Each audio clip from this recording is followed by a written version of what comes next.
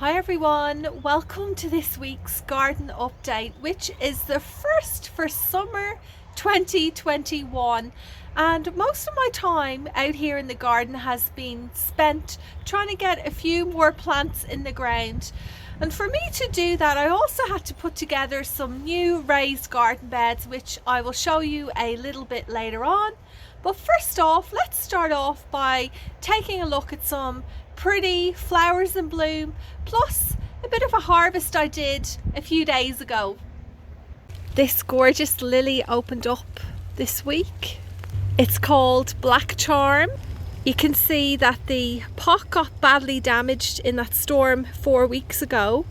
However, unlike the other lily bulbs, this one managed to survive. Yesterday evening, myself and our youngest son pulled out the last of the carrots which we had grown here in the garden over winter and spring. I grabbed this bunch from the kitchen. I have 2 tray loads of carrots in there waiting for me to do something with them. Maybe I'll have a few for dinner, and I was planning on trying to make some carrot chips out of these. If I'm successful, or if I do go ahead trying that recipe, I will show it to you next week. And for anyone who is new to my channel, this particular variety is called Paris Market. I grew these in a pot. Because I pulled out so many other carrots from one of those far beds just there, we'll go over and take a look in a sec. That means I have a whole new space now that I can plant some more stuff into. Here's the bed I was pointing at, so it's looking pretty empty. I'm thinking I might put some capsicums and chilies in here, perhaps. Now, you might notice there that I did leave a few of the carrots in the bed because some of them are starting to go to seed, and I want to try and save a few of them for next season. There's Snowflake, hey Snowflake, in this little pot that I completely forgot about. I have these little dwarf sunflowers. I put these in a good few weeks ago now. They're so short stemmed, but how pretty are they? And this one, they're not perfect looking, are they? I did see some bugs on this one the other day, but there's another one over here that has a bud on it that should be flowering hopefully during the week. It really doesn't bother me that these blooms have a little bit of petal damage.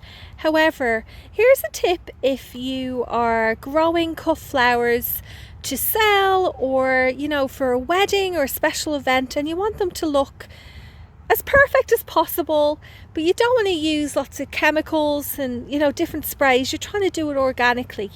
What you can do is grab yourself some organza bags which are readily available. I know here in Australia you can purchase them from the $2 shop. If you take a look in here, you'll notice that it's just starting to bud up, and this is the time where you get your organza bag and cover that bud. So if you cover it up, the bloom will start to open up and it'll be a lot more protected from pest damage, and you'll get something a bit more better looking than what you just saw there with the dwarf sunflowers. Next up, I'd like to show you a short video of a garden harvest I did a few days ago to celebrate the arrival of summer. It's the first day of summer. Let's celebrate by doing a garden harvest. Starting off with 2 cauliflower heads. I really wasn't expecting much from these because I planted them so late in the season. Oh, look at this.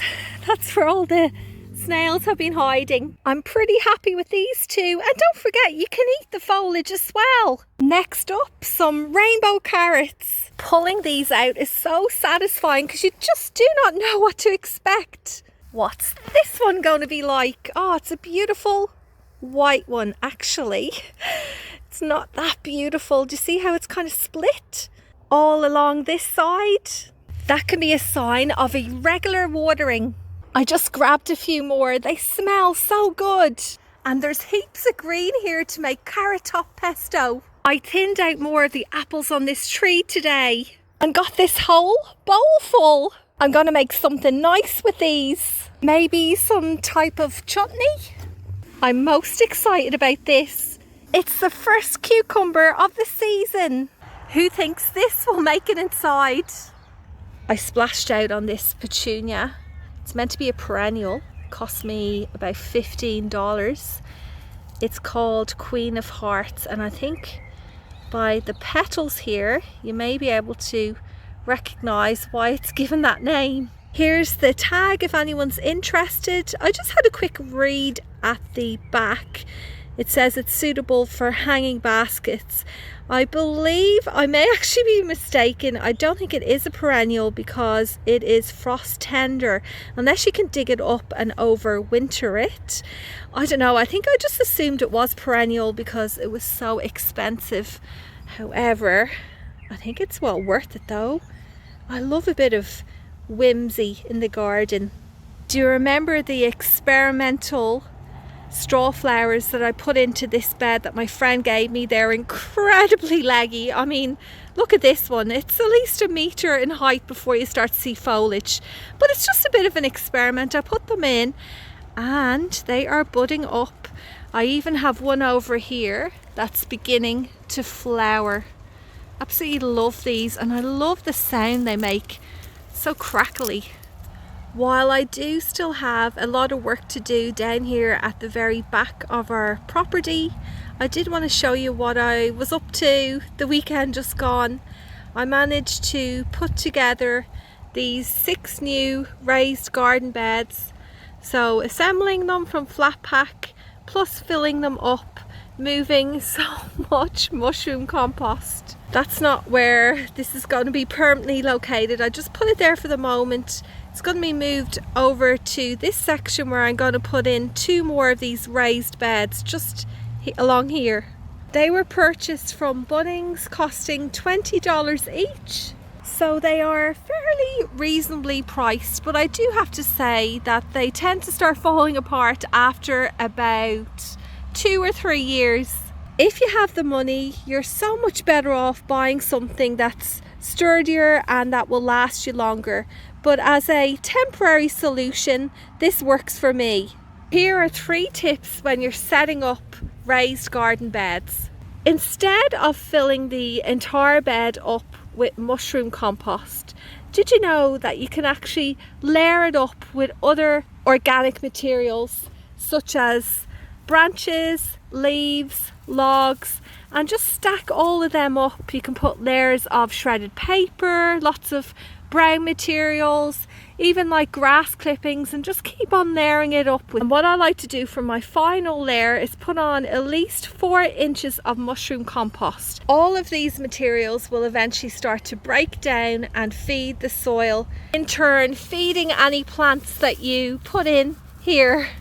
My second tip is, when you are filling these up with wheelbarrow loads of mushroom compost, instead of transferring it in by the shovel load, what you can actually do is build yourself a safe ramp. The ramp will enable you to just tip in the whole load at once, and it really is a huge time saver. Tip number 3 is put on your mulch before you put the plants in. So here I have sugarcane mulch, put a nice thick layer of that on top, which will help to retain any moisture, keeping the roots cool of the plants that I put in here. So now all I have to do when I'm putting the plants in is just brush some of this to the side. It's way easier than, you know, putting your plants in first and then trying to maneuver this sugarcane mulch around the stems. Thanks for watching until the end. Hopefully now by next Friday I'll have all of those new raised garden beds filled up with an array of plants, and we'll be able to go through them all in the next garden update. But until then, stay safe everyone, have a great week, and I'll see you again soon.